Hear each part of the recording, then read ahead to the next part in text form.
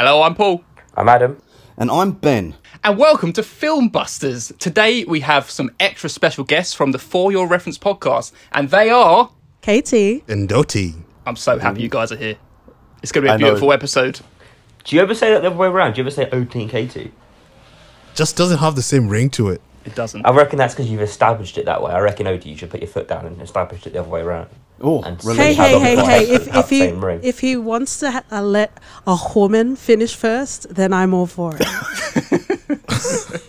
That is how a gentleman operates. It's true. A gentleman? Yes. Oh, he's the gentleman, yeah. He is.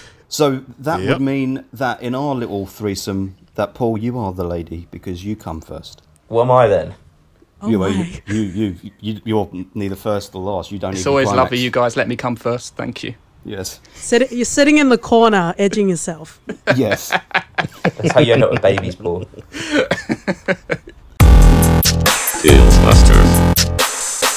Adam's the Audrey tattoo of the group, unable to come. Lots of time spent with men and. Oh, very on topical. Very on topical. Yeah, we might be your jock then. Yes. Ben, you can't just pull all the references out just because we've got For Your Reference on. Have you got a list of them or something?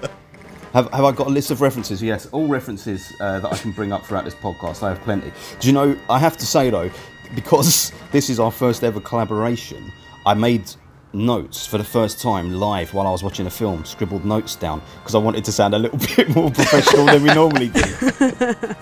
I did exactly the same every week. That's how I remember everything that's going on in the film. You never do you write notes, mate? Never. Fuck off. No, I was about to say. Katie and Oti, do you write notes when you watch? No. No, we usually try to record as soon as we finish watching something. So it's fresh. Yeah. Keeps it juicy. Yeah. You're not like Paul who makes a little list of all the little things he wants to discuss. I do. And then I never discuss any of them because we end up having a conversation about something totally irrelevant. Yes. Yeah, it's This got to is go natural. You can't, if you force it, Paul, it's not good. I know. Name of your sex tape. Right, so we are all very big fans of For Your Reference. We're so happy to have you guys on here today. So I think, first of all, roll your promo.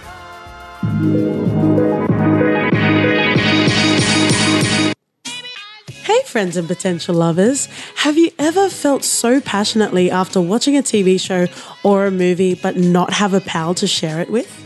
Allow us the honor of keeping you company with our weekly podcast For Your Reference with your hosts, Katie and Oti. Each episode, we break down our hot takes that you'll either ardently agree or vehemently disagree with, like subs versus dubs. How important is a cohesive narrative? What's with the popularity of the relatable villain? Is it possible to be truly objective in spite of your own experiences? And most importantly, are you getting a clue and which direction is it pointing?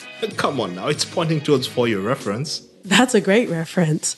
If you've got a little room in your rotation for some salacious frivolity, check out For Your Reference wherever you listen to podcasts.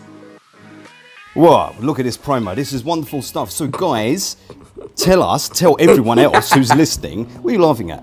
Tell everyone who's listening to our podcast now how they can find your dulcet tones so they can hear it more often. Oh my, on Twitter and Instagram, we are For Your Ref Pod. We also have an email, which is what OT accesses. So if you want to complain, that's where you should go. And the email is hello@fypodcast.com. Beautiful Excellent stuff. And how long you guys been podcasting for now? Is it like a year and a half? Yeah, we started in Feb, so Yeah, almost just a year and a half. about. What was your first episode? Can you remember? Black Panther.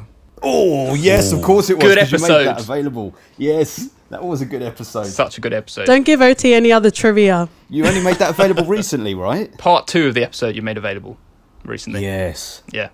Yes. Paul knows the particulars. I know the particulars. Yes, very strong one. You guys are up there in our royalty of podcasters. There's a lot of podcasters out there, and like we were kind of saying before we started recording, you do pay a little bit of lip service to some, just to show a little etiquette. But you guys are fucking kings and queens of it. We love it. 100%. So we're very grateful to have you on here. All queens and queens. Mm-hmm. What are you saying about OT? We're all gender non-conforming nowadays, so I could be either.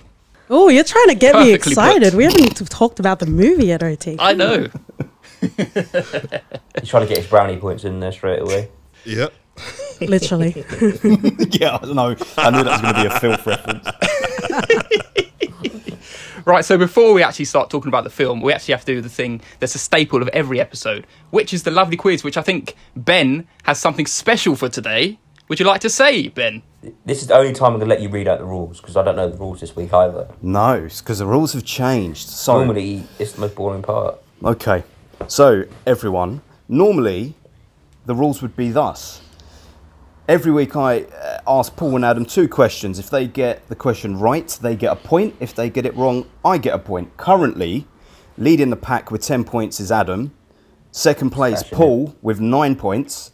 And I'm coming up at the rear with 7 points. So, since we have 2 guests on today, I decided to make it a little bit interesting. And Katie and Oti are going to be answering on behalf of Paul and Adam. Oh, I love it! Oh, yes. Great. Uh-oh. And I think the only fair way to do this is for Adam, because he's leading the pack, you get to pick who you want to represent you in the quiz. You're going to make me make enemies straight up. I don't even know these people. You're going to make me pick between... Yeah, because I'll choose either of you to go, God, sorry, Yeah, Adam. I don't know. I'd Katie. Oh, Oti, I wouldn't forgive that. OT, no, never.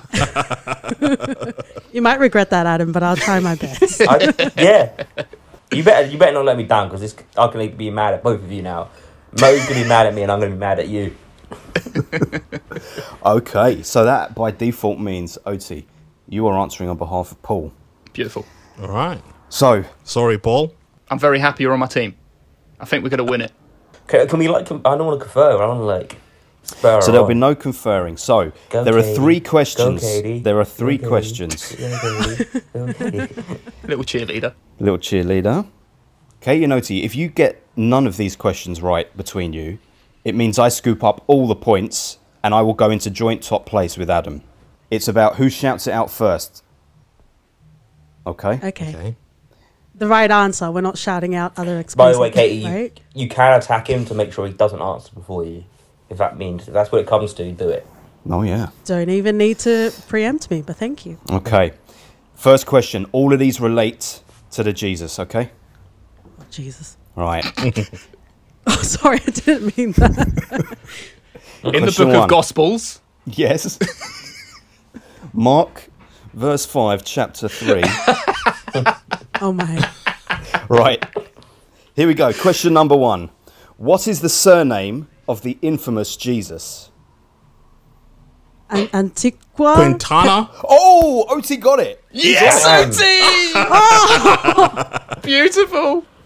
Oti, you have brought Paul up to Adam's level. Oh my God. Now we've got something interesting. Jesus Quintana it is. Who's going to get this one? Someone could take the lead here, Paul. You could overtake Adam for the first time this year. We're warming up, all right? Okay. Just got to get the ball rolling. Hey, very Literally. good. Here it comes. How old was the kid that Jesus is accused of exposing himself to in The Big Lebowski? Oh, my God. 13. 14. You are both wrong. It was an 8-year-old. I was going to yes. say, if I was answering that question, I would have said 8. Ah.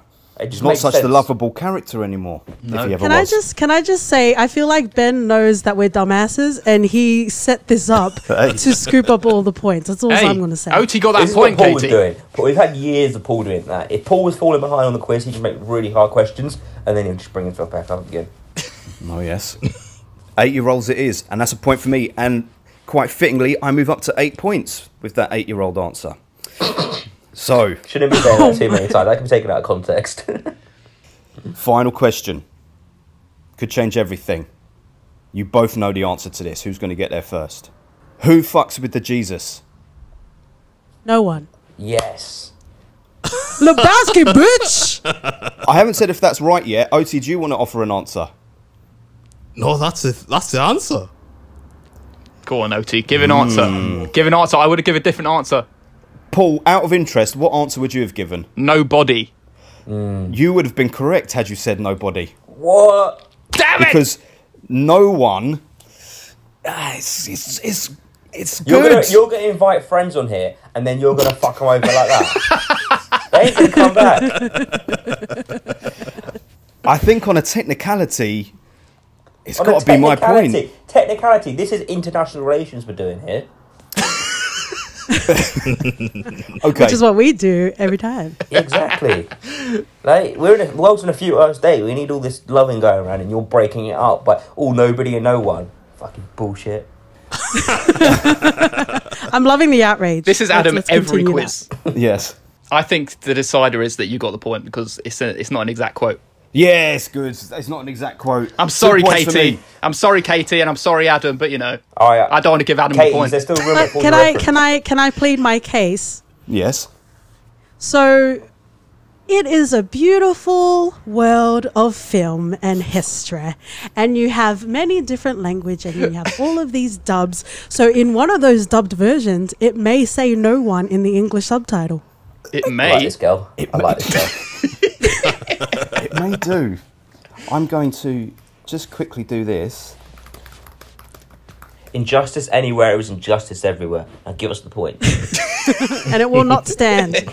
If you type in "no one fucks with the Jesus" into Google, it automatically defaults all results to "nobody fucks with the Jesus." So, are we letting technology divide our friendship? How She's got the dare answer you. for everything. Can we pause this podcast? I will rewatch the film right now and see if I can find out he says no one. Till anybody says no one. Listen, while you're bitching and slagging about who get the point, all I will say is I'm grateful to both Katie and Oti because actually what they've done is given me my best performance in the quiz this year. They gave me 2 points. So No, they gave you 1 point and you stole one. oh no, they gave me both 2.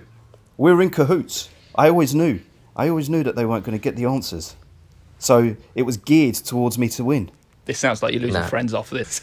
All right, for the rest of the year, I'm going to fuck you up, Ben. I'm doing Alright, this good. in memory of our Australian friends. Thanks. So what are the scores? That means that this week's quiz ends with Paul and Adam joint top on 10 points. And for the first time, me in second place, 1 point behind. Don't worry, Katie, I'm going to fight in your memory for this. In my memory, is there something that's going to happen before the end of this recording that I don't know about? No, I'm just saying when you're not here.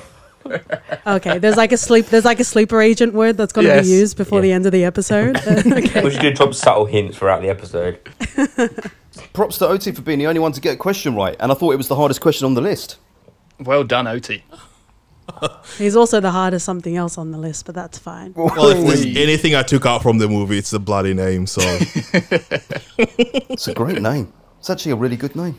Anyway, that's that. I guess we go on to the feature of this Yeah. episode. I'm excited. I'm so excited. The main event. Here is our feature topic. Plus, Adam might do a rubbish plot summary. Fucking serious. Right, guys, today we are talking about the Jesus rolls. This is a spoiler episode. We will going straight into spoilers. There's no hanging around.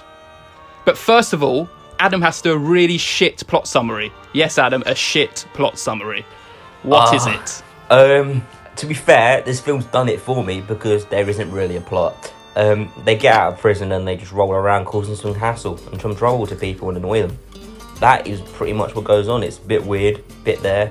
There's a bit of sex here and there. There's a bit of Grand Theft Auto. And apart from that, yeah, that's it really. There's no bowling, unfortunately. There is That's a no lie. bowling. That's a lie. That's a lie. Well, it's like 3 seconds of bowling. More dancing. They spent longer salsa dancing in a bowling alley than they did bowling in a bowling alley. I'll give you that. But yeah, that's the plot summary of this film. Very good. Who would you like to go first and do their 1 minute overview? I'm going to invite our guests on first, so Katie and Owie, take it away. Okay, well, I'll start. It is a deliberately misleading spin-off trying to interpret a French remake, and it completely fails on it. That's it. Drop mic. And I'm not bitter because of the quiz. This is genuinely how I feel. What's your score? 1. Wait! Okay. 1 out of Yes. 10. Yes. Woof. Woof! I blame pop culture for the existence of this movie. Vomit. Boo. Oh, I can't interrupt him. Sorry. This is not our podcast. Sorry. without the hype of Big Lebowski later on, this movie does not get made. And Jesus just thought, oh, I had a mini part role in that movie. Probably people want to see more of me and think, oh, this is an interesting character. He's a pedo. And then they explain it out in the first part of the movie stupidly. Amen. In my opinion, it's just a no-go. It's a terrible movie and I rated a 1.5. I give the 0.5 just to piss off Katie even more. I like it. Wow. Wow. I'll go next, and then we'll leave it on for Paul and Ben. We'll go around that way. Okay. This film, I don't know what to say about it. It's just bad. There is nothing enjoyable about this film, and it makes me hurt because I really wanted to enjoy it. I know it's been getting a lot of hate, and I thought, oh, there might be something in this film that is slightly enjoyable, but there really isn't. There isn't, like, weird. It's just like, you put Amelie, she's just fucking around with these two guys. Like, what the hell's come to her? Like, what's she doing this role? I was like, you were respected in that film at one point, and now you're out doing this. It's just, there's nothing good about it. No wonder the Coen brothers and everyone detached themselves from it. I'll give it 2 stars. As in 2 out of 10? Yeah. Okay. There you go. I can only hope that the whole thing was improvised, as I have no clue how like someone could actually have written this and thought it was a good idea, because it's like bad comedies can like normally like string me along enough to get some kind of enjoyment out of it, but it's just like an odd assortment of like inconsequential scenes that like don't even flow or pay off. And as you said, Adam, I really can't believe that Audrey Tautou even wanted to be in this film, because she's gone from Amelie to this, and she's like, she might as well throw the towel in. I'm not even gonna get on to Susan Sarandon. It's ridiculous. It's also got some odd racial stereotypes. I think they're trying to make something like quite profound out of it, but it's like so forced and unfunny. And the fact of the matter is, as you said, OT, they just eradicated the most interesting part of the character in the first 5 minutes, and it's kind of the thing that I was most interested to see actually what was going to pay off for that, and it didn't even do anything with it. And as Katie says, this film is irrelevant as a Jesus movie because it's just a remake of a French film, and what's the point in even getting the Big Lebowski involved in it? And I gave it a 2 out of 10 just because I was interested to see how much they could fuck the movie up. I didn't want to turn it off. That's why I won't give it a 1. Yeah. Well, okay. Come on, Ben. You're the one who recommended this. So, who would have expected this? So, as you all know, I'm a huge fan of The Big Lebowski. It's one of my top 10 films of all time. And the Jesus character amounts to about, like you say, 4 or 5 minutes in the entire movie. But it's an iconic performance. So, for him to then go away, John Turturro, and say, hey, I think I should make an entire movie about this guy. I can understand why he wanted to do it, because for him, he was like, oh, this character that I played has got cult status. Let me explore this a bit more.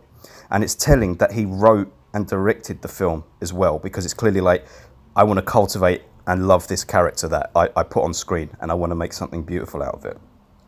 And while it's an incredibly rocky, disjointed, tonally all over the place piece of cinema with some really bad acting and writing, by the end of the film, I had fallen under its spell. Oh my and God. I didn't realise until the credits rolled and it said based on this book, whatever it was, and it was in French. I was like, fuck me, this makes sense, because watching it as an American film, it's like, this comedy does not work, but imagining that was a French film, it's like, I get this. I get why it had this weird, strange, bizarre tone and humour throughout. And it made me appreciate it more, because John Turturro really likes independent cinema. So I thought, he's trying to bring independent cinema, merge the spirit of independent foreign cinema with the cult status of the Big Lebowski and the Jesus character. And for that, I've got to give him props. And you know what? It's a 6 out of 10 film. Hell no, it isn't, Ben. Ben, if you wanted that, just watch the French version. You don't need to do this. Yes, Don't Adam. fucking slate everything else around it and watch that version then. Fuck me, this was shit. Can I just say something before we all start running off? There was something. This is how. Where are we running off how to? bad this film is. I'm gonna go straight to the end of this film. Okay, straight to the very, very end. So they've just got the car. Spoilers, everyone. They've just got the car. They're driving it. I thought that's exactly the same car as they had at the beginning of the film. And I just thought, this film is just so shit that they've just got the same car, hoping nobody would notice. But it straight away, the big ending at the plot is just ruined for you because it is the same car, and they've just done that. Like, karma comes and gets you. That was the whole big reveal of this film, and yet hang on a minute. The film was hang shit. on. Is that true? Yes. Yeah, it's the same car. That's why it crashed. But if they spray painted a different colour. Oh my god, I that was went like, that's totally over my exactly head. the same car as they had at the beginning. They probably haven't got a budget, or no one's giving a shit in the film anymore. That they're like... Oh, you could even see it in Bobby Cannavaro's face as he was going through the film. Even he looked fed up. There was a scene in it when he was in the bathtub and he was acting well because must be thinking, what the fuck have I got myself into here? And why the fuck have I agreed to do this? He looked fed up and I was like, yeah, too right am I. If it wasn't for this podcast, I'd have turned it off. Yeah, agree. Dumb. And that's the end of the episode. Thanks for having us on, guys. We appreciate it. All right, hang on a minute. Okay, so let's strip all this stuff back. Let's just strip everything right back, first of all. People are saying... Nothing to strip, Ben. Let's remember who this character is in The Big Lebowski, right? How he comes across. Forget the fact he's a paedophile, just like his demeanour, his character. Even though that's the main factor. Yes, carry on. No. Okay, it's the main factor. But before you even saw this film, knowing who his character is in The Big Lebowski, knowing you're about to watch 90 minutes following that character, what did you expect? I wanted some interest in him as a character. I wanted some bowling at least. Everyone's going on about how good he is at bowling. Didn't see that. Yeah. Like Paul said, the most interesting point about him in that whole film was like, oh, he's a bit of a crazy, weird person with his bowling. He loves bowling and he'll take it so seriously, and he's a bit of a paedophile. They just eradicated all of those parts of that character. It was a whole new character. He just wore the same hairnet. You didn't even see his fucking pinky with the little nail varnish on it. You did. You saw it many times. When he put his finger on the fingerprint thing in the police station. That was about it. But I also felt like he was doing an impression of the Jesus character because I felt like his voice wasn't even right. He sounded like a cartoon character. It didn't sound right. He tried doing the walk and it didn't work. But just to pick up off of Ben's point, yes, I'm coming for you. Too right. Like to bridge off of the success of Lebowski and have that attributed in some way to your rating, I have qualms, essentially, sir. Okay. The Hobbit, cool, great.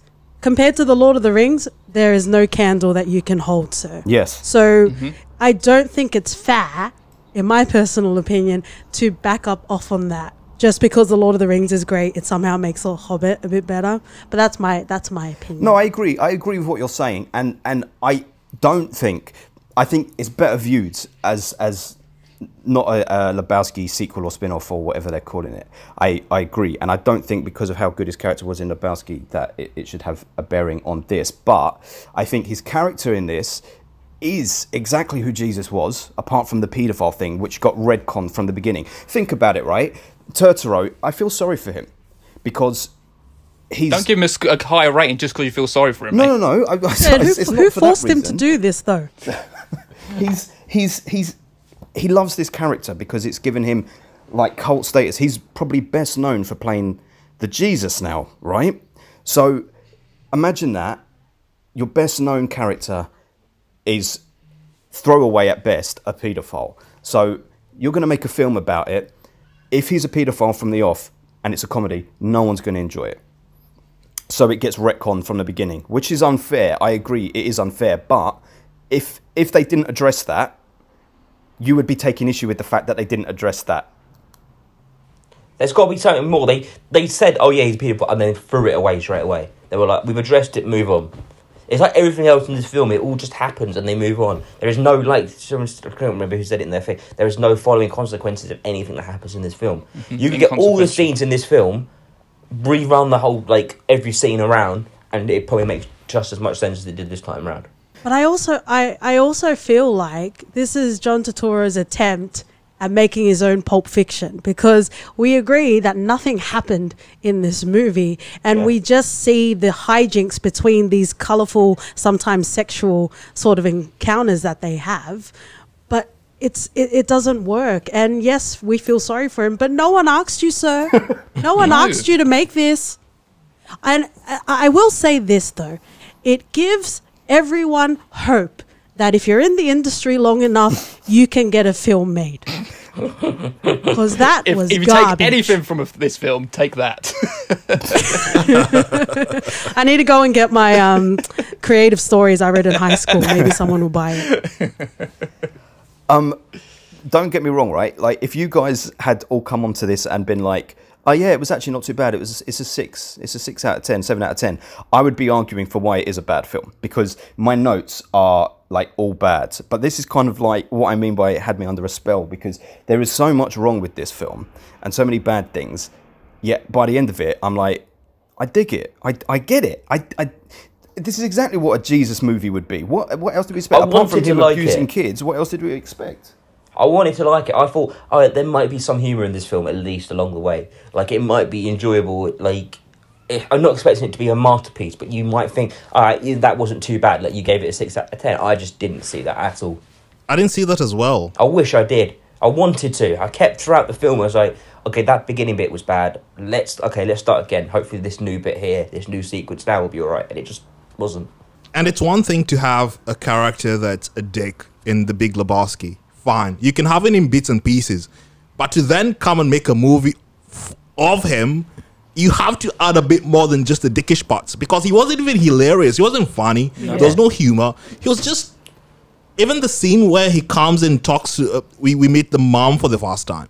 I'm like, this guy's a fucking jerk.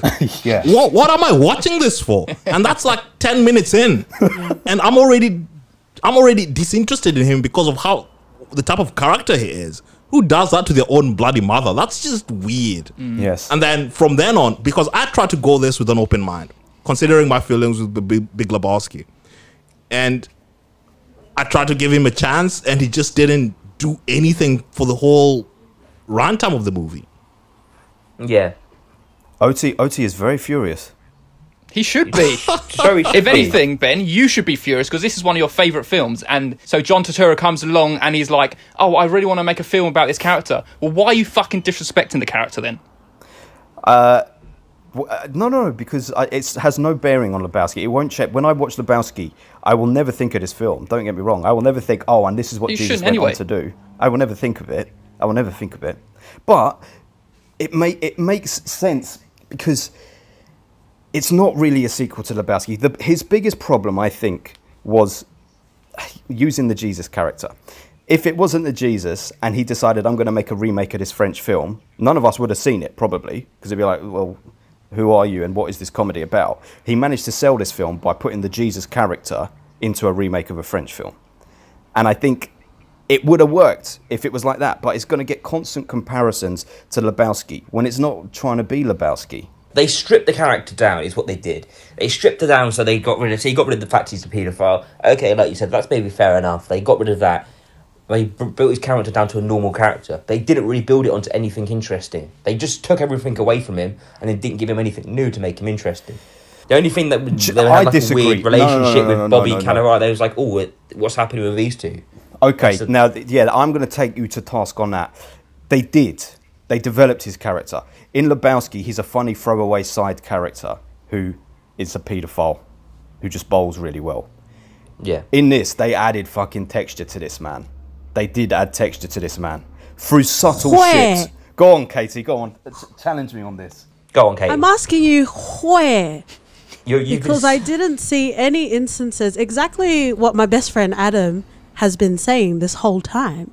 They didn't really expand the story. For, a lot of the time when you're watching a movie, you need to establish the character, which I guess you could argue that's been done.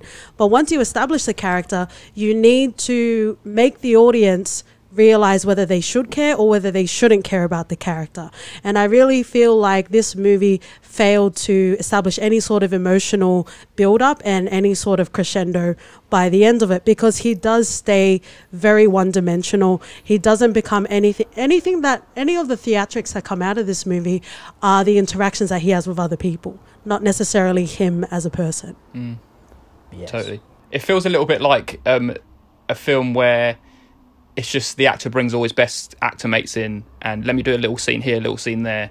Doesn't make it a good film. There's some good actors in there, especially when some good Coen Brothers actors come in and just ruin themselves on a shit film.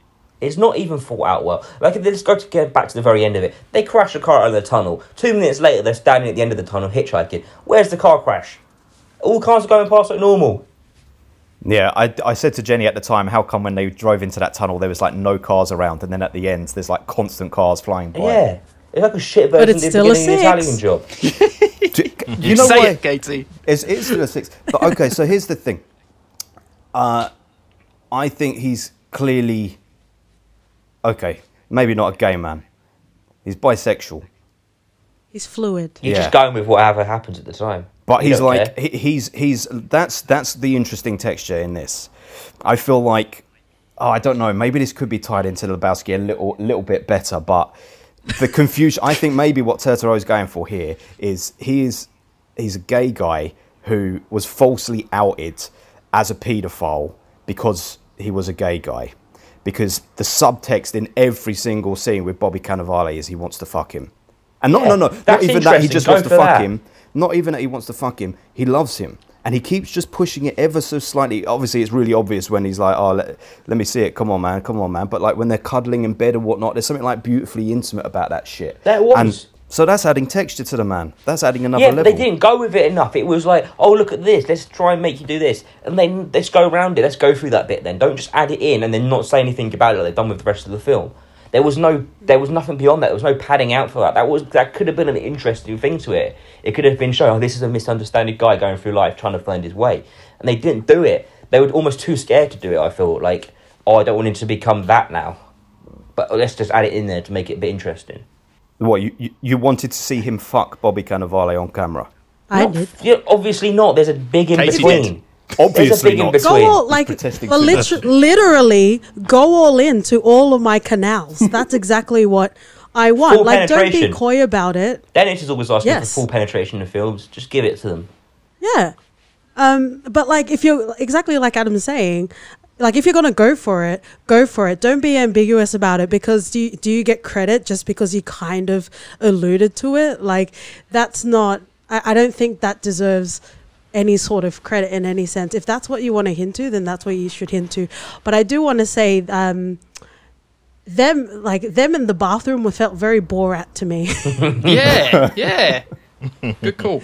And I know I keep pushing for, fixing the ratio of titties to dicks in movies and TV shows, but it felt very Borat. But I think it was a very interesting sort of way. I think he just really worked hard on his butt, and he wanted people to see his butt.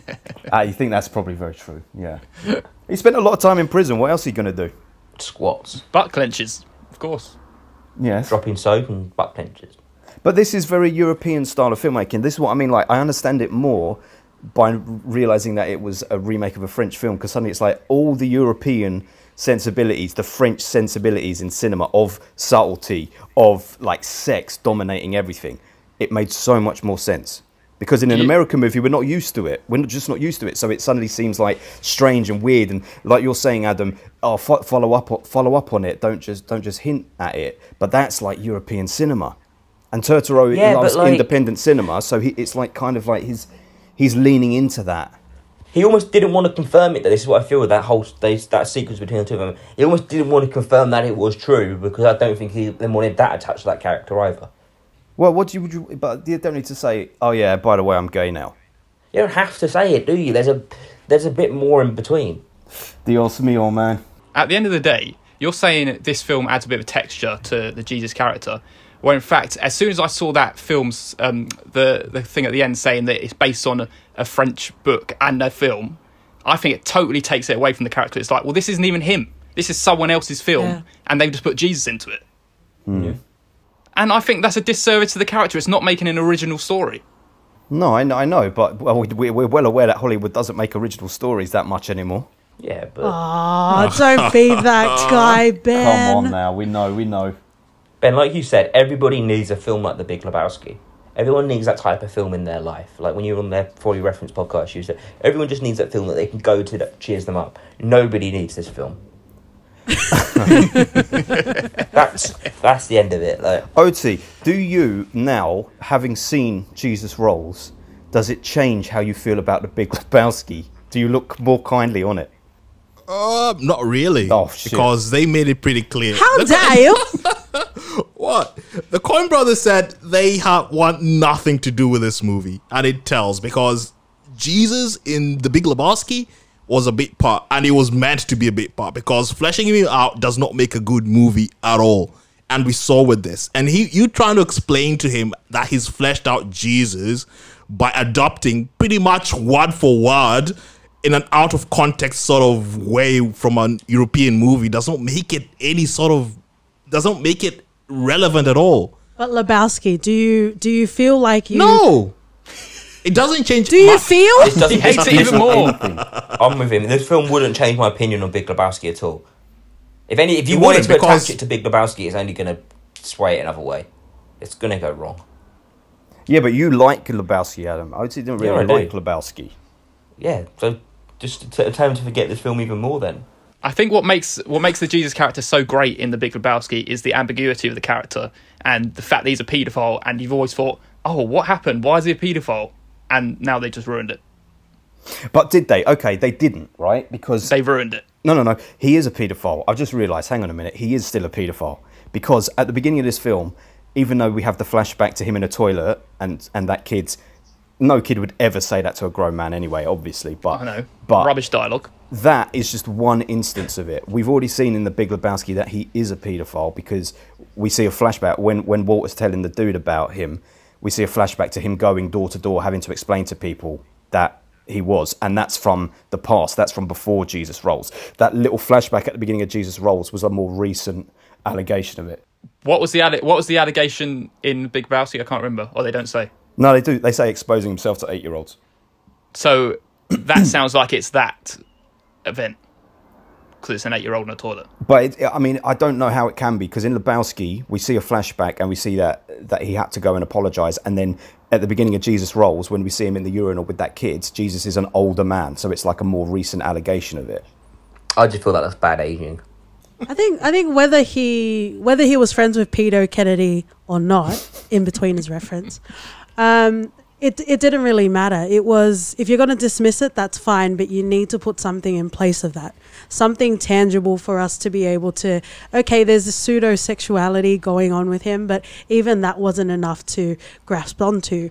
And I don't know if we're ever going to bring it up, but the sexual encounters were really confusing to me. Because usually when you watch something, especially if it's like HBO or Cinemax, like sometimes it's super gratuitous, right? So you're definitely getting off in many ways when you watch something.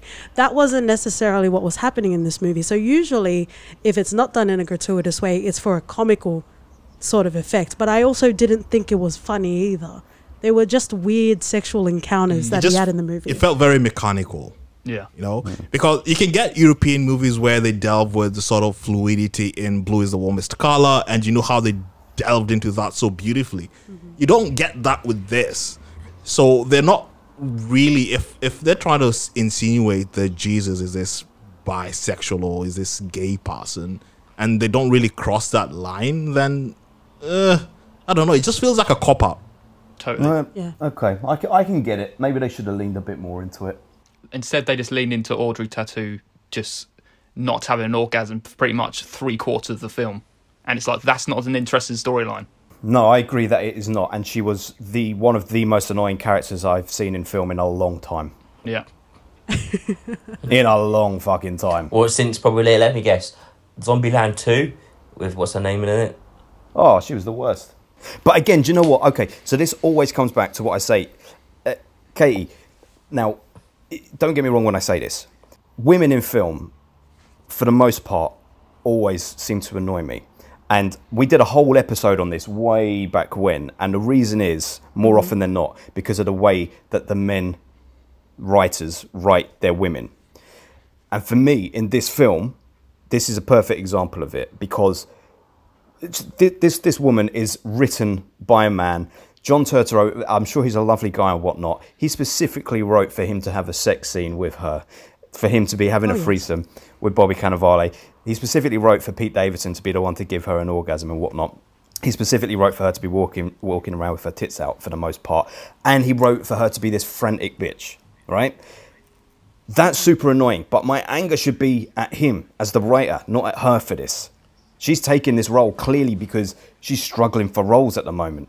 Like Paul said, she don't need to be doing this. She's only, but she's struggling for roles, and it is sad that she's had to reduce herself to a performance like this. But this is why we need more fucking female writers, female directors behind the camera for these sorts of things. Thank you for allowing me to represent all of the women of the world. I really appreciate it. I won't let the power go to my head. I would agree with you. And I would also say sometimes when you have even women at the helm, it can get a bit preachy, but I guess that's just to offset the balance that we have. In saying that, I think the way they make fun of Meg and Family Guy will always be funny, because they didn't know how to write for like female characters either. So there's always a way. She's a Donnie. Yeah, or an OT. Are you a Donnie in this episode or not? Not today. Yeah, I think I'm the Donnie in this episode. Everyone's telling me to shut the fuck up. So here's a question, not here's a question. Here's an example of where the comedy is misjudged. Because like I'm saying, don't get me wrong, I actually really disliked this film for a long period of time. It was only at the end that I suddenly thought, oh, it's good. But all of my notes are negative points. I'm looking over them now; they're all negative. So I'm actually struggling to find the positives. But I did enjoy it. But one of the examples of why this film didn't really work in terms of its comedy was the scene with JB Smoove, right? So we all know him, or most people now know him as Leon from Curb Your Enthusiasm, right?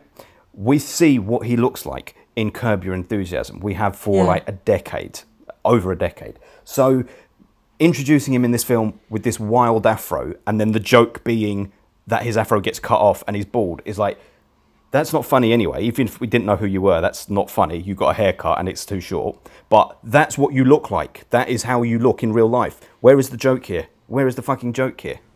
That's one of the points in the film where I was like, what is this film doing? Like, what is it trying to get at now? This is just weird. I felt that way in pretty much every scene. What is the joke? But that's the one where it kind of clocked. It was like, before you're giving it a chance, and when they did that, you're like, all right, this is what we're in for now. Like, this is obviously the direction this film is going now. I think it's interesting, Ben, that you said you didn't like this film pretty much the whole way till the end. How can you just like it just because it's got it's got a French story behind it? Would you rewatch it, Ben? And if you rewatched it, would you view the whole film differently now you kind of decided at the end that you liked it? No. I would never rewatch this film. And that says a lot. But it's still a 6 is not a good score by my, If one of you guys had recommended a film that you really like and I gave it a 6, you'd be like, oh, why are you hating on it? Yeah, but then everything's up the top end, where this is all down the back end. Listen, right, in a world where there are films like Jurassic World and Hangover Part 3 and shit like that, those films deserve 1s and 2s out of 10 for me. At least they're funny in parts and entertaining. No. I'm not going to say that they're better than this, but they brought something. I'm going to say they're better than this. Yeah, me too. Like they at least make you laugh at least once, or make you entertained. Or there's a dinosaur. Let's get this straight. I would rather watch The Meg than this. Yeah, I would. The Meg's fun. Hell no.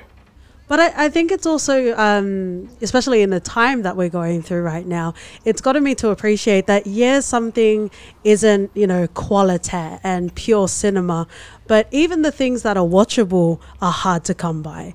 And I don't think, even rating something as a 6, I don't necessarily think it's bad either.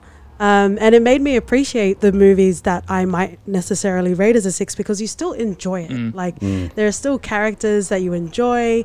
I felt like there was literally no foundation to the Jesus roles. It wasn't ambitious. It didn't try. There was a pretentiousness about it. And to hear that they built this off of a French movie, it made me annoyed because I was like, maybe I should have watched that French movie before watching this. Or But just then it instead. yeah, but then I probably wouldn't have even finished the Jesus roles. So it's like, I guess you can say don't regard it as a sequel, but that's literally what it was marketed as I know. by him using that character. So I think that also needs to be taken into account because you have independent, sort of filmmakers or up and coming writers and directors that don't have that necessary sort of leg up. He's kind of like the Joey Fatone of the group where everyone is a little bit more successful, but he's like, come on guys, let's go on tour. Like, let's keep going. I need to milk this fame. 100%. Totally agree with that. What hurts me most about this film is I wanted to like it. I know it was getting bad. Like, even before you go in, you know it was getting bad ratings. And you thought, oh, come on, there's got to be something in this film that we can take away and I can enjoy it. Like, it is a spin-off of the Big Lebowski at the end of the day, unofficial or whatever. It's still got that at the heart of it. And it just didn't do anything. It could have been better. There is, even though his character isn't great, and there's not a lot to make a film off, you could have done something else better than this with it. Yeah, I mean, I take your points that like they should have gone further with either like the gay thing, or they should have gone further with the funniness, or they should have gone further with it being a Lebowski sequel or whatnot. It was all a bit of a hodgepodge. There were some elements that they took from this, some elements from that, and that's why the whole film was weird anyway, because it was so disjointed. Like 1 minute it was comedy, and then the next minute Susan Sarandon's blowing her brains out in a hotel room, and we're getting a really serious after scene. And the film is panned as like a bowling film still. It's still like that. Like when you go on IMDb or whatever, the title page, like above the poster, is him in the bowling alley. Yeah, of course, Like, because when that's you what watch that- sells, of course. But fucking make it It's about that cheating then. the viewer, really. It doesn't... There's not hard... Making a bowling scene isn't hard. Make it. There Put was a bit in bowling there. scene. For fucking like 2 seconds. It turned into salsa dancing randomly. Yes, it I turned know, into I be know. a creepy person towards women in the end of it. It's like, why? And then you've got Bobby Cannavale beating his chest because he's got a fucking bullet up his ass. Like, come on, man! Like, it's not hard to just make it. If it was about him trying to get back into the bowling scene, that might be a bit more enjoyable because it's something relating to his character before. The whole legend of his person. Oh, have you ever seen him roll? That's everyone asks. Fucking show us him then rolling. Yes. You see him bowl once in like the whole 2 hour film, 4 hours that he's in films. The thing is, you're watching this film because you want to have some sort of hint towards the Big Lebowski or some sort of feeling towards the Big Lebowski, but you get nothing. It gives you nothing back. Even if they just went back to the same bowling alley, it's like watching him bowl in like a tournament. Maybe the tournament, obviously not with them guys there, but that would just think, oh shit, like this is it. Like a nice little trip down memory lane, like not obviously taking too much away from the Big Lebowski, but just like little inklings. Oh yeah, I remember this, like nostalgia. Right, remember berries. There you go, South Park reference. South Park reference. I don't know what that reference is. I remember. South Very Park. good reference. A what reference? I remember. In South Park, they give you something called Remember Berries, and they're made by J.J. Abrams because he makes people want to remember the good times. So he makes a new Star Wars film, and he gives everyone Remember Berries. And he's like, and when you're watching the new Star Wars films, you're like, oh, but you remember this from the first Star Wars films? I remember Jar Jar. And that's All why that it's type so of shit. good. Yeah. I think Ben took some member berries for the Big Lebowski. I think he took something else. I think he took something stronger than Remember Berries. Look, at the end of the day, it is not a good film. I wouldn't recommend it to anyone having now seen it. But on a personal level, I kind of dig what he was going for. I appreciate that he tried to go for a kind of offbeat comedy with a bit of international European influence, and I appreciate it more knowing that, because it's like, okay, well, you were attempting something new. So even if, because I did laugh, like I was watching it with Jenny, and like whenever we watch a comedy, Commode Mayo, do you know Commode Mayo? Katie and Oti, do you know who Mark Commode is? No. So he's this big UK, he's like the biggest UK film critic at the moment. Does like a weekly show and stuff like that. I love him. But he says a comedy... You should listen to. Yes. He says a comedy should have a 5 laugh test. Like if a comedy makes you laugh out loud 5 times, it's done its job. Even if you don't think it was overall funny, if it makes you laugh out loud 5 times, it's done its job. And I did. I counted. I laughed about 7 or 8 times out loud, unsuspectingly at moments. But the thing is, I can't remember a single moment. Fuck me, but I man. know it happened. I can't remember what it was. I think it was mainly Bobby Cannavale with his arse all bandaged up. What did Jenny think of it? Well, she was kind of not really watching it. She was on her laptop at the time, Don't blame me, to be honest. she thought it was funny every time Bobby Cannavale's arse was on screen and he was bleeding from his balls and stuff like that and complaining about his arse. But you could get that in The Hangover. Well, Bobby Cannavale's not in The Hangover. Yeah, but the same. No, but I'm saying you can get that sort of humour. Absolutely. I know, yeah, I know, but I'm not dissing The Hangover. I liked The Hangover. I'm talking about Hangover 3. That was shit. Yeah, it went too far. But Like this was better than Hangover 3, for example. No. Come on, I don't you agree lot. with that. Come on, you lot. You lot been brainwashed by America. Katie and Oti, did you laugh at any point during this film? I think the only part that got me was them trying to cut JB Smoot's hair with the scissors, and being a black person. I think found myself just laughing. Well, there you go. See, that was totally wrong for so many reasons then.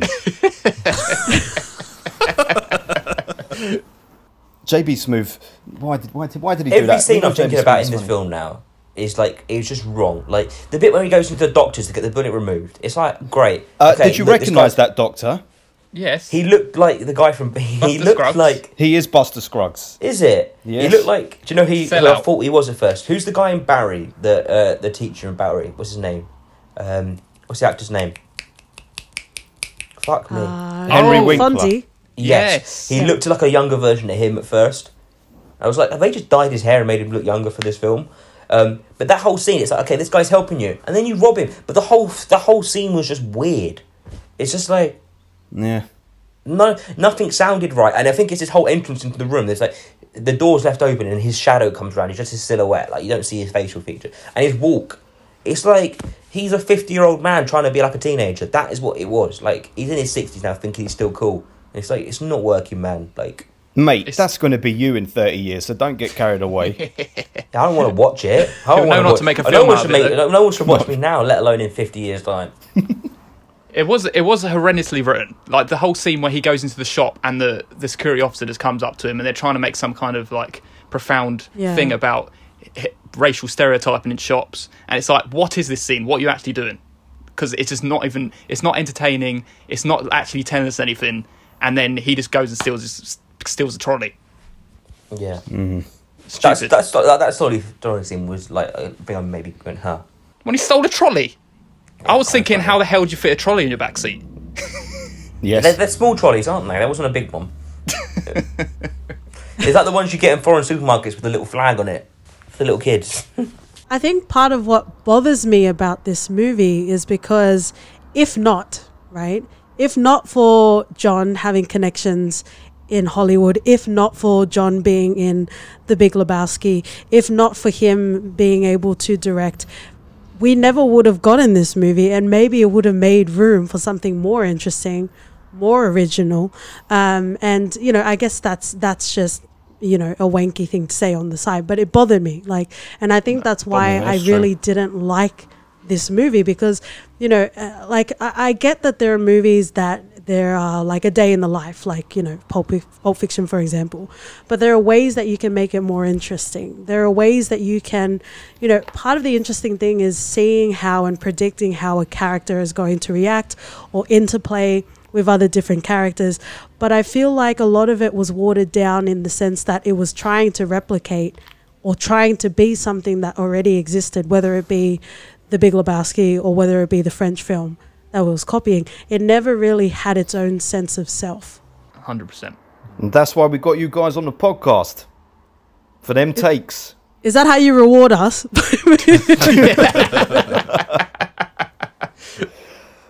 No, you're right. You're right, of course. I agree with all of that. Apart from I think knowing him a little bit, and the fact that he kind of always champions, unless he's in some god awful Transformers movie, he always champions like independent film. I feel like for the most part, generally he does try and do something new and something different. It's just that this time he happened to combine both a character he'd already played with a remake, and it ended up being a little bit messy. But this is probably one of the more mainstream movies you'll see from him, and it's not even really mainstream. So are you saying that his name is John Elvis Turturro because he's kind of repackaging stuff that already exists? Oh, look at that take on Elvis. Yeah, I guess that is who he is. Well, I get, like, I understand what you're saying about championing, like, independent cinema, but then why can't he just champion it and not just copy it, or give us something different? Every film that, most 99% of films you watch, or when we review especially, you can always, no matter how bad I think a film is, I can always see why somebody would enjoy that film. Yeah.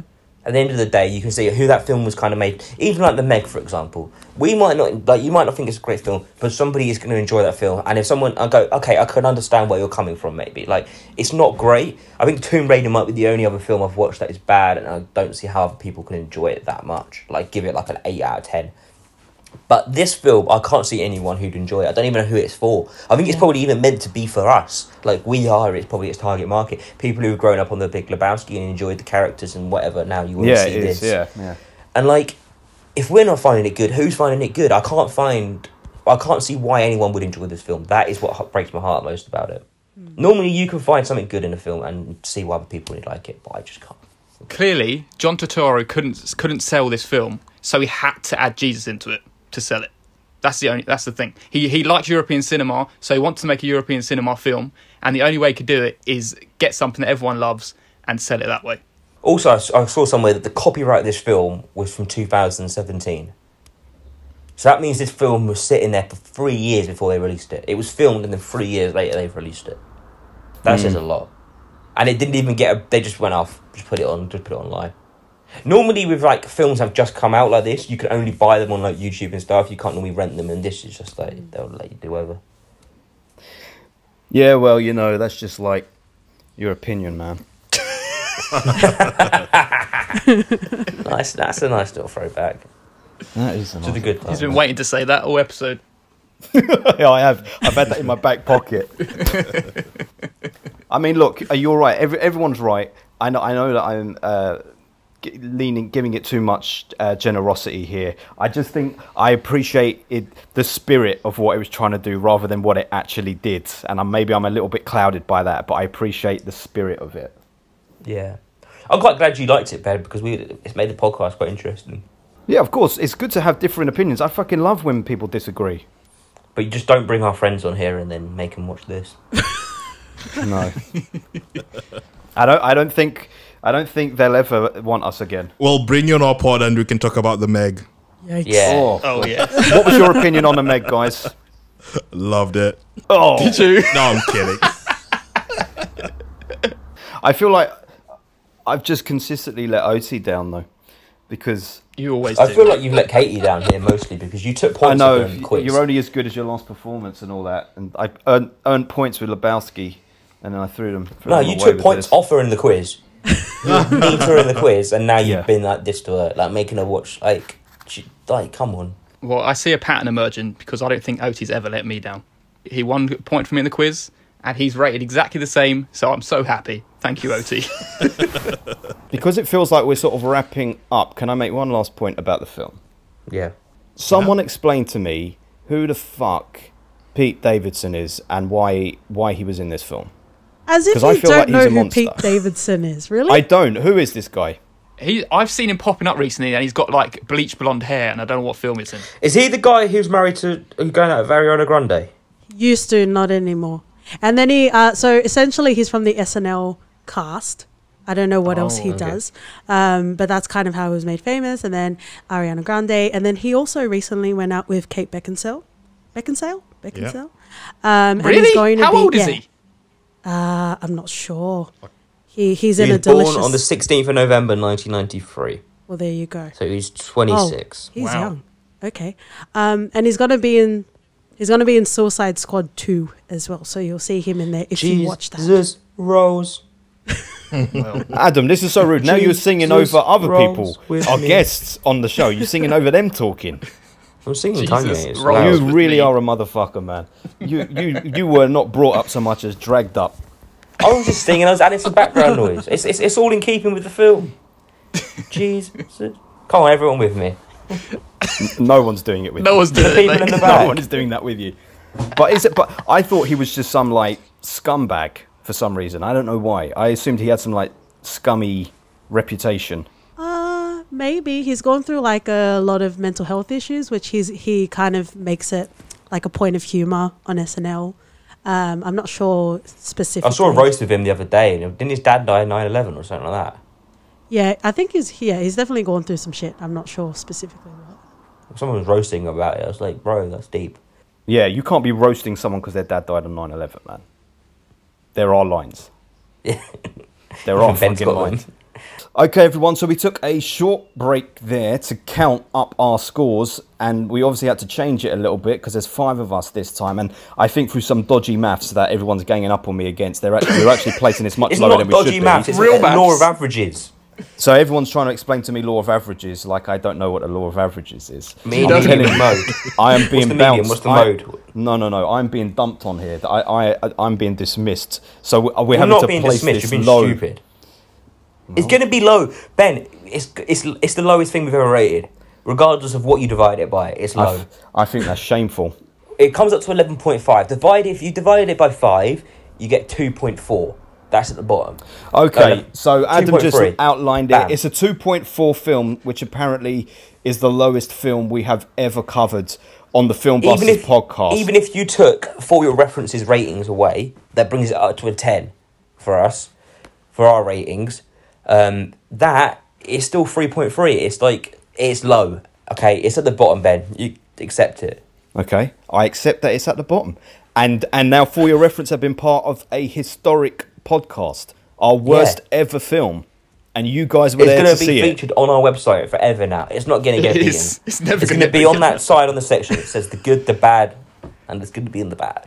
I mean, my Horrendous. heart hurts, really, man. My Horrendous heart hurts that this place is low. Considering some of the shit. Okay, Katie and Oti, right? Just, I want to get a measure from you both, right? So I know you both dislike this film, and it's all the way at the bottom. I'm just going to tell you our lowest ever films that we've done on this podcast, and you tell me if this was better or worse than them. Ben, Okay? you're not going to go get this back. Losing It's going to battle. make it. No, just out of interest. Okay, so have you both seen the new Tomb Raider? Yep. Yep. Better or worse? Jesus rolls his Yeah. worse. Okay, Venom. It's worse than Venom. Just slightly. Hell, man. This is like You're not- obvious stuff, Ben. Oh, no. You're not I got going points to from get Oti. your No, sound Oti bite. said just slightly. Oti was close there. Oti was close. I mean, it's only just slightly worse than Tomb Raider. I'll give you that. all You're right, not going to Shazam. get your soundbite, Ben. This I is will. not I'll 60 get that minutes. soundbite. Come on, Shazam. Oh, This is Shazam is worse. better. Yeah. Jesus. I love how upbeat Oti's being now. He's not going to let anything slip. That's the best film I've ever seen. Bright. Bright is better. Oti's thinking about it. No, like it's better. How can you even bring that into the Oh, conversation? All right, Wasn't Bright one of our first ever podcasts? it was. It was Well, our second. I'm on to a losing one there. There we go. I You are. go off with my tail between my legs. I hope you are all happy. There is one more thing we've got to do before we round off this review of the film, and we've got to place who we will be in the film, the character. Oh, yes. we will be. Yeah. Now, how about they pick us? They could pick everyone. Okay. It's more of an independent jury rather than Ben just picking Jesus. Yes. So Katie, you know, at this point, this is a new feature that we've introduced. After every film that we review, we then say if one of the characters in the film was going to be us, who are they likely to be? Who are we likely to be? Normally, I'm the lead character, but I don't think I want to be Jesus. Oh, you were definitely Jesus. You were definitely Jesus. Jesus, Quintana, man. The unlikable schmuck. So who is my closeted bisexual friend that I run around with? I don't think you deserve any partners, to be honest. Oh, If we're being honest. How much did Jenny pay you to say that, Katie? I will not release the DMs. I would say Adam is Christopher Walken, whatever his character was. I think he was credited as Warden. Oh yeah. And you can You should cast get rid of me Paul. straight away. Yeah, my name's on the poster, but I'm only in it for 2 seconds. Yeah. Well, it's more like, oh hey, he's in it. Yes, that is very Adam. Yeah. You also have the same hair. You also have the same hair as Christopher Walken in this How film. the fuck do I have the same hair? He's got like a really squared top head. He's got, That's Yes, your that's hairstyle. exactly he's your mate. got head. like Hitchcock from fucking Brooklyn Nine-Nine hair. That's what you look like, mate. My hair's very long. I haven't had a haircut in a long time. And who would Paul be then? John Hamm. Yeah, that's me. That's me. I'll take that. I'll take that. Otis said that with some conviction, man. Do you agree with that, Katie? Oti, I just 'cause agree. he's been on your side the whole podcast, man. Like, he's bought your love there. He's bought that one. He has. I love it. We know Ben. John had a black book for all the actors who were forced to be in this movie. So, yeah. It is a shame that every single guest appearance in this film was bad. Let's sort of say something It was about terrible. the film more than the people. Then maybe one bad guest appearance, I'll let them off. But if everyone's bad, it's a common theme. Yes, I suppose that's true. Terrible Well, film. there we go. It's still such a shame to get rid of For Your Reference so quickly. Like, they feel like they've only just arrived and we're still having fun, and we're going to send them back out into the world of Australia. Please They are don't gonna release wanna us get back out of the here. gloom. They want to get out of the gloom of this episode now. Yeah, it's all your fault, Ben. You brought them along. Okay, let me go back and make one point. Here we go. Ben, you're not saving it, man. No, just this last point. The reason that I give this a 6 is the exact same logic, and this is not an attack on you, Paul. I'm just saying this is the same logic that you use. Yeah. You know when you watch those films that I dislike, like Justice League and all of that stuff. Yeah. And Yeah. you and I say, why would you like that shit? It's horrible. It's crap. You say, oh, because I like that world. I like that world, so I'll give it extra bonus points and stuff like that. That's where I'm coming from with this. But there's an ongoing theme that those films are actually rated not that bad, and this is rated very bad. They're rated not that bad because they are the easiest, most digestible bits of pap you could possibly watch. And nobody can going to digest this shit. This is a whole nother podcast that's just starting out right in front of us, guys. Can I ask a final question to Ben? Because you keep saying, credit to John Turturro for, highlighting international cinema. What would you rate the original, the only acknowledged In-Betweeners and the atrocity of the American In-Betweeners? What would you rate both of them? Because that American remake, that was horrible. That kind of highlights what you're saying. So what would you rate both of them? Well, the original In-Betweeners is a 10. Yeah. And the American one is a 1. Yes, it's true. Yeah. Oh, not a 6.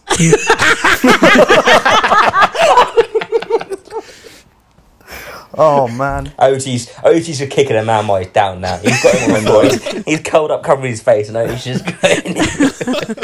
He's like, give it a 6. You know you want it. Go on, say it. Say it. Oh. You know the original, the French, this is the other thing I meant to say. Sorry, I know I keep saying additional things. I watched a clip from the original French version, and it's like reading the plot summary, it's identical to this film, but they were like fucking sexual abusers, the Jesus and the Bobby Cannavale character, because there's a scene where in the original French one, it's Gerard Depardieu and one other guy, they follow this woman back from the supermarket. She's really running scared. She gets to her building, she can't get in, and they just start feeling her up and sipping their hands up her dress and everything like that. And I'm thinking, fuck me. John Turturro made a good decision not to make them actual fucking sexual abusers of the women. My God, because that is prevalent throughout the fucking film. So I don't think that we want him to at least be a paedophile. Yes. That never happened. This is not Kevin Bacon in The Woodsman. It might have brought a little bit more juice. Yes. And here's my final point. This is the last point I'm going to make. Always has the last word. I know, I'm sorry, but this is the last thing I want to say, because I wrote this bit down specifically because it was such a strange line to me. Right at the beginning of the film, Christopher Walken, when he's talking about the Jesus in the bowling lanes, he says, I never seen anyone lick a ball before they throw a strike. And it made me think, well, who would lick a ball after they threw a strike anyway? Who would lick a ball? Maybe it's like saying thank you to the ball. It's like kissing the ball after you scored a goal in football, isn't it? But you kiss the ball before you score. It's like you know you're going to score. Yeah, but licking the ball? That's where I thought this whole film was going to go. I thought, okay, because they mentioned something about doing the prison, like bowling for the prison. You like will never forget like you and like how you roll. And it's like, okay, like obviously let's go down that line, like a bit like the Longest Yard kind of thing, like bowling. That would have been way more interesting. Yeah. That would have been, yes. Nelly. That's Adam, what you I just thought wrote with the it, film. I There we go. He should have done a remake of The Longest Yard, but with bowling. You're on The to a winner Longest there. Yard is already a remake. Debating whether the ball was licked before or after, to have those sort of queries about this movie is exactly why, sir, we rated it 1 and 1.5. You guys, in 20 years, will look back and realise that you slept on a classic. This film will be deleted in 20 years. You'd have like the If you new bought age it, you should buy this hipsters. film now. You should buy it on Blu-ray now, Ben, because in 20 years' time, this film's not going to be around, and people will be like, "Oh, I'll pay 50 quid to get that Blu-ray." True enough. All these films out there that don't get made, they don't get the funding, and this does. Yes! Say it for everyone in the back. I thought we were friends, Ben. I really know. thought we were friends. I'm surprised, I got to say, just while we record, I'm surprised that you guys all hated it. I'm genuinely surprised you guys all hated it so much. I thought there might be at least some redeeming things. Do you know not one of you said a redeeming thing about it? There's What is nothing. there? Yeah, I we would have know. turned it off, Ben, if we weren't doing this. If I didn't pay Yeah. for it and we weren't doing this podcast, I'd turn it off. Yeah. If it was on Netflix or something, I'd have gone.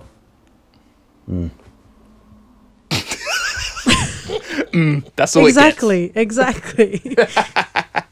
Wait, so Ben, you said that you recommended we do this before you watched it. If you had watched it, would you have still said that this would be your Filmbusters first collaboration?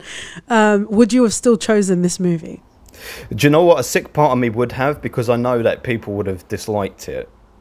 It's a good one to discuss. We've had a great podcast out of it. Like, it's fun, isn't it? You just take the piss. I think, yeah, Really I don't know. It's fun to shit on film sometimes. Yeah, it is. And I think for our dynamic, we always agree that the episodes that seem to work best for us are where we have like strong differing opinions. When we all love something, it can be a bit of like a circle jerk where we're all just going, oh yeah, this was amazing, this bit was really good. And like no one really wants to hear that. People want to hear you like arguing. And even if we all give everything pretty much the same score, if one of us is like an 8 and the other two are a 9, whoever gets the 8 will normally argue that it's a worse movie. Well, this was still a circle jerk. It was just an angry one. It was, yeah. Very angry. It's fun to let a man put his whole life into a film, like his whole passion. He's probably spent a year writing this, directing it, getting everything together, puts it out there, and we just shit on it. That's why I feel very sorry for him. You never feel sorry for people normally, Ben. Because normally they're in mainstream nonsense. Whenever I think of John Turturro, I think of him and his crusty feet in The Night Of. Well, he's not a struggling actor, so you shouldn't feel sorry for him. He's right? He's been heaps of stuff. I know, but like Preach. he's not. He's always trying to do like quirky, unusual stuff, and I think that should be championed rather than these studios it's coming in executed. saying, Make it good. It doesn't just because it's Yeah. out of the box doesn't make it good.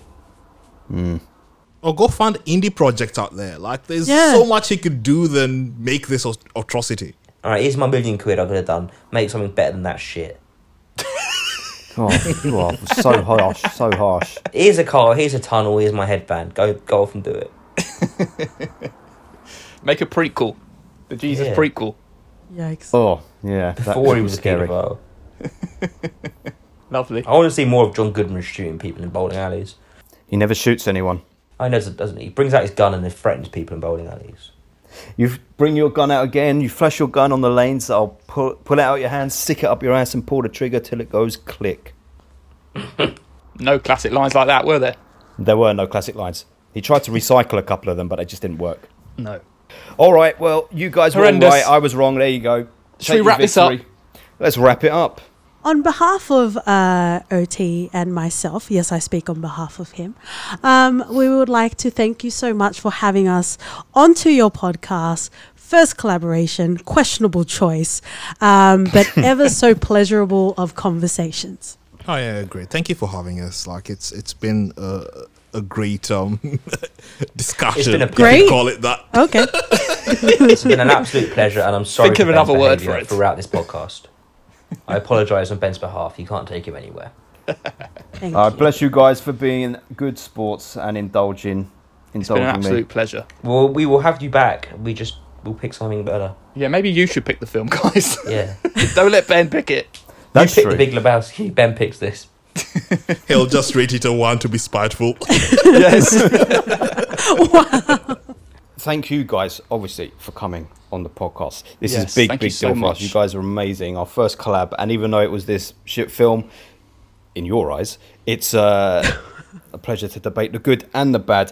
I also want to say, as me and Paul are, for those of you who love your podcast and are frequent podcast listeners, you need, because I'm sure Katie and Oti are going to be too modest to say this, but we ain't, you need to go ahead and sign up to become one of their patrons on their Patreon page. I never understand how you meant to say it, because they whack in an E there, which is not accurate. But go up, sign up and become one of their patrons. You get loads of added content. They give you loads of love if you're a patron, so you get all the bonus juicy bits that you don't get, and you get a few advanced releases as well. I don't listen to a lot of podcasts, and I've listened to them, so it says a lot. Yes, everyone go listen to For Your Reference podcast because they're absolutely amazing. I would say, and I'm not even joking, they're my favourite podcast to listen to. Oh. You prefer listening to For Your Reference over me? Yes, of course. Yeah, everyone dick. would in their right mind, my sir. Katie's innuendos and Oti's laugh, there's nothing better than that. I What know, am I it's laugh? totally true. Am I innuendos? You just don't like them. No, I don't care We've for him. given That's all right, I don't Adam a care for him. complex, or we've added to it, potentially. But you can find them where you get all your good podcasts from, 100%. Yes. And also, Thank you so I got to much. say, the last 2 episodes of yours that I started listening to, I had to stop because I realised I was going to get things spoilt for myself. I started listening to your Godfather one again because I started rewatching The Godfather with Jenny, and we are still waiting to watch the third Godfather. But you guys started talking about Godfather 3 early in the episode, so I had to stop because yes. I didn't want to get any of that spoilt again, even though I love it. And unpopular opinion, I think Godfather 3 is, or was once upon a time, my favourite of the Godfather films. What? Yeah. But I need does to it on rewatch purpose. it. I don't do it on purpose because I always loved the first It's a Godfather. good film, but it doesn't touch the first one. I always thought it was definitely better than the second, but I recently rewatched the second and I rated it higher than I originally did. So I need to rewatch the third and then I will decide. But from memory, I love the fucking third. I know You there's a wanna lot of take him, hate. guys. You can have Ben if you want. They He clearly comes don't in want to take causing- me. He comes in causing chaos everywhere. I feel like we can. It's like vacation homes. You know, we can feature wherever we want. Well, thank you so much for all the love. I guess The Jesus Rolls is a great movie. I really enjoy it. There you go. That's how we do it. I'm kidding. Not even the friendship can make me sour. Thank you guys so much. But you guys can get in touch with us at FilmbustersPod on Instagram and Facebook and Twitter. You can also go to www.filmbusterspod.co.uk. We've got all our podcasts on there and some lovely reviews. You can also get in touch with us on our personal accounts. I'm at Filmbusters Paul. I'm at Filmbusters Jesus. And I'm at Filmbusters Quintana. Katie and Oti, where can they get in touch with you? On Twitter and Instagram for your ref pod. I also have a personal account, so there's more sexual debauchery going on there at KTFYR pod. Fantastic. Thank you guys so much. It's been an absolute pleasure. It's been a banger. It's been a banger. Has been. Time to open some wine and watch a better film. I'm sorry. I'm sorry, guys. I What film will you be watching tonight? I'm not sure. I think we focused on watching this and then recording, and we didn't really think what would happen after. And this is where we are. But You need to exactly, see if your relationship was still there afterwards. yeah, exactly like Adam was saying. Like, because you know, a lot of the time you can read or you can look at ratings, and you're like, nah, it can't be that bad, you know. So yeah, it just wasn't great. Oh. Well, you know, I'll go down with the ship. I'm going down with the ship. Someone's got It's a to. Dido reference. We like that. Yes. It is a Dido reference. That's a good song as well. That's her best. It actually Let's have a is. Dido, I let's fucking have love a a lot of Dido great Zoom ones. party. She does. Dido's very underrated, my friend. Tears don't call me wondering why. Don't sing that one. Bed at all. Morning rain clouds up my window. And I can't see it all. That's the words. I think that's how the episode ends. That's in the episode? Jesus. Tales Masters.